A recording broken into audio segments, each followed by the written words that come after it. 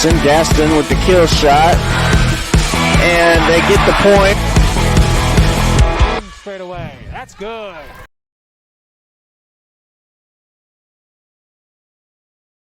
What's up, viewers? Welcome to Ring the Bell. I'm your host, Jacob Grabeel. And I'm his co-host, William Flanagan. This broadcast is an establishment through BC Voice. Check out bcvoice.org for other content and more information on what's going on at Bridgewater.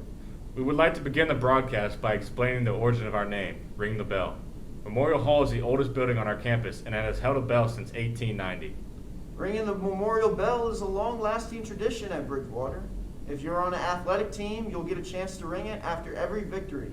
When you hear the bell, it's not only an accomplishment, but a symbol of teamwork and dedication.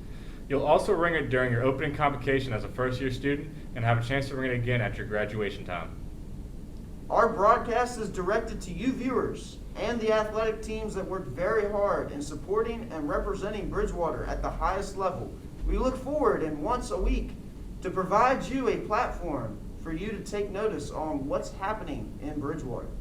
Now, let's hop right into the action, shall we? Both basketball teams are playing right now and have given life to the campus once again. Last spring, athletics were canceled due to COVID-19 precautions. Women's basketball travels to their first contest, an ODAC contest, against Lynchburg. Olivia Moon drives the basket with a 2 lay-in. Bridgewater falls behind in the start of the first quarter, but Bridgewater trying to make a push back in the second quarter. Olivia Moon once again gets an assist by Madison Baum for a 3, and now Bridgewater is coming back behind by 5 points in the second quarter. Once again, Olivia Moon shoots another 3 assisted by Madison Baum once again.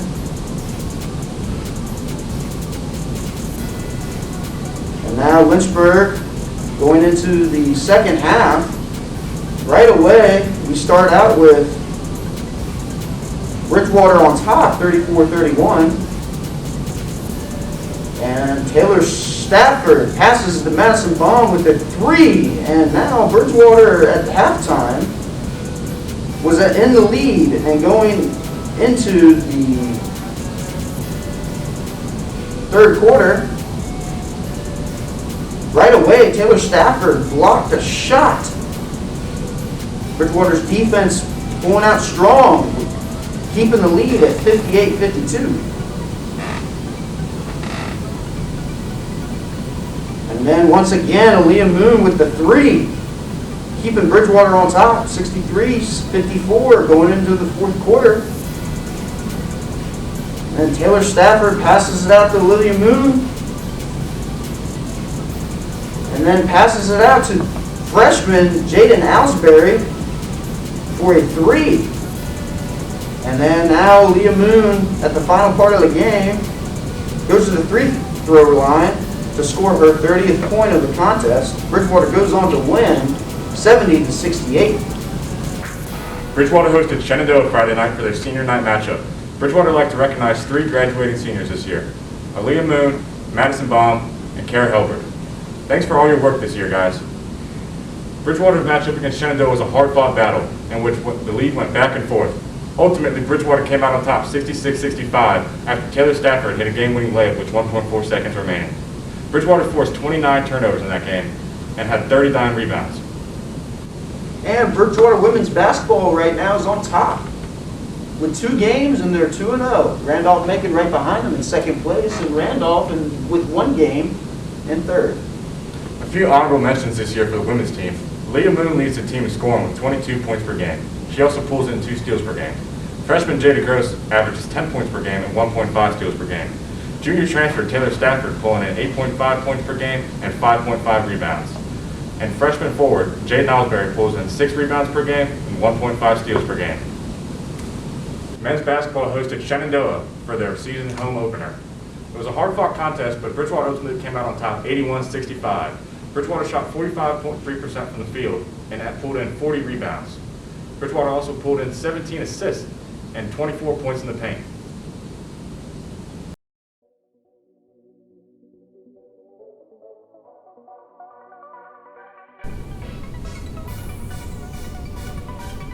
And here we are in the first half of action. David Oliveras into the corner, Andy Pack for 3, and it's good. BC 10, Shenandoah 2.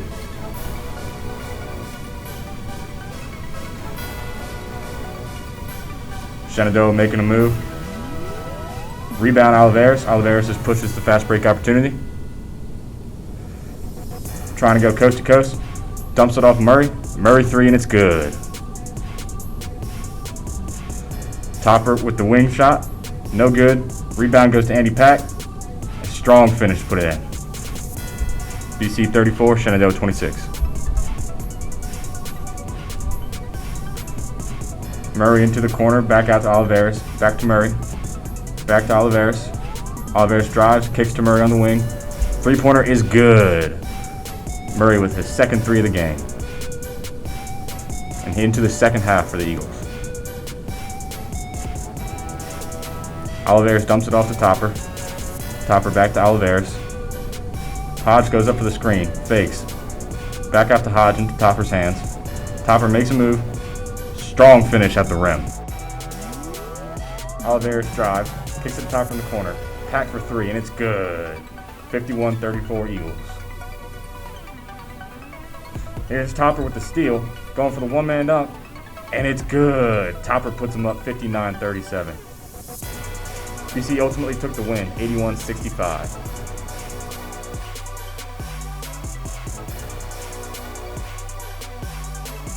And Bridgewater hosting another contest against Randolph College. Bridgewater starts it out already with good passing, ball movement across the corner.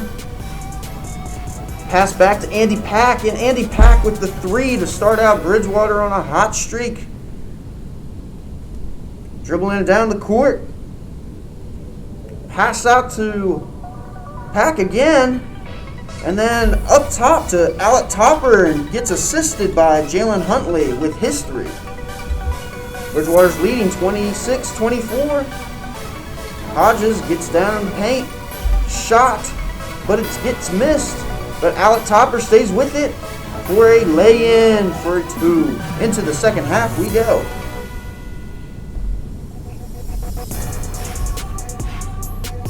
Ball movement once again. Alec Topper once again, but misses the 3. Bridgewater still passing it around to the corner to Jaleel Langston for 3 as Bridgewater leads 38-30.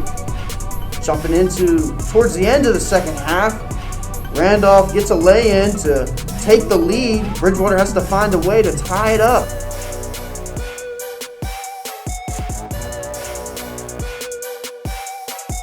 Hodges gets it in the paint, passes it out to Kendrick Robertson, and guess what? He gets that lay-in to tie it up, but then Randolph lays it in to tie or take the lead once again. But then Bridgewater comes back in the final seconds of the second half to tie it up. This game goes into overtime with Bridgewater on top. And now we are going to announce our female and male athlete of the week. But first, special message from Athletic Director Kurt Kendall. I'd like to recognize our student athletes getting back to sport with some honors for the male-female side this week. First of all, just glad to be back in competition and having basketball get us started. I'm going to start with our female athlete of the week, which is Aaliyah Moon with her 30-point performance at University of Lynchburg. I think that was an easy selection. The women only played one conference game this week, and will also be playing tonight. But that performance stood out for this honor this week. On the male side, we had a couple male men's basketball players have had good games over the start of the season. The last 4 games, Andy Pack, Alec Topper, and David Oliveras all were strong. I think for this week, my choice, looking at the consistency of the players in general from game to game, I would go to David Oliveras, and who made also a key shot at the end of the game last night to kind of secure the win against Randolph in overtime. So those are my choices for this week, and let's just move forward in a positive way as track gets started and swimming gets started this weekend, along with men's and women's basketball. And Female Athlete of the Week, Aaliyah Moon, leading the team in scoring with 22 points per game. She also leads the team in steals with 2 steals per game. Much of her offense is predicated off cutting and shooting three-pointers.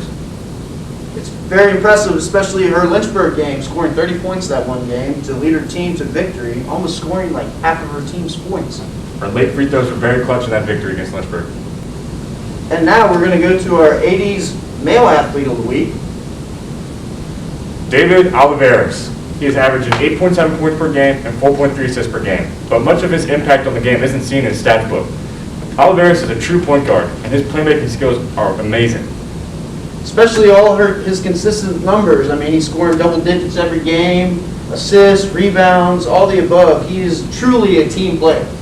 Yep, most of his impact is seen not in the stat book, seen in the eyes. You got to watch it to know how much of an impact he has on the team. Now, upcoming events on campus and off campus. We have a VMI Invitational for track coming up this weekend that we won't cover until next week. But we also have swimming coming up also on Saturday that we won't cover until next week also. But basketball will still be back in action next week, so stay tuned for more information next week. And now, here we go on to my top 5 plays of the week. A little 1-3-1 matchup zone. From the Hornets again. Something different out of the timeout. Murray to Oliveros. Oliveros will drive. Oliveros will kick. Murray open 3. Murray knocks it down. Beautiful set out of the timeout there by Coach Enright. Finds Chandler Murray. Whop.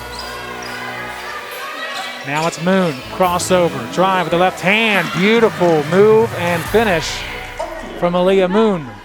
8 points. Eagles up 5-4 as Andy Pack knocks down the triple. He has all 5 points, and the Eagles get beaten down the court. Nice. It's going to happen that way every time. The tip still finds Davis. Excellent defense from Stafford to swipe it away. Oh, and Alex Topper. Great defense. He's out and running.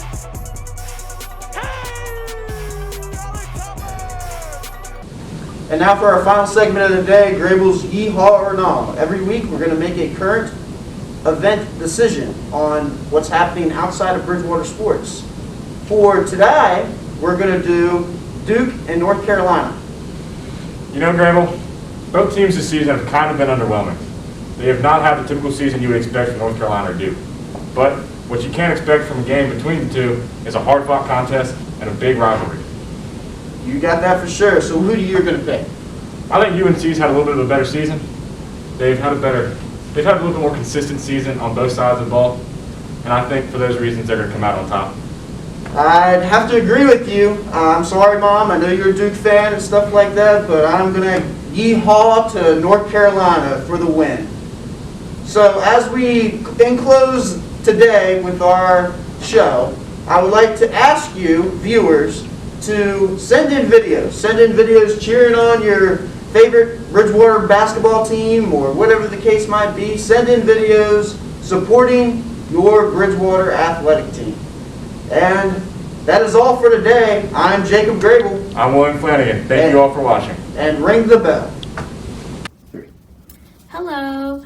So the game against Lynchburg, it was a big game for us. It was our first real game of the season, and we were all very excited to finally be back and, put all of our months of hard work in and see the results. And it turned out really well. All the girls were excited. They're happy to finally get a chance to show off their hard work. The game started fairly well, a little back and forth, a lead here, a lead there. But it ended up turning out really nice. I did score my highest of 30 points that game, which was really nice, and all the girls were really supportive. But it wasn't just that. Every little thing that each girl did was what contributed to our success in the end. So we're all very excited to finally be back and to play. And we're also really excited for our game that we have today and the senior night. Shout out Maddie and Kara. So thank you all for watching.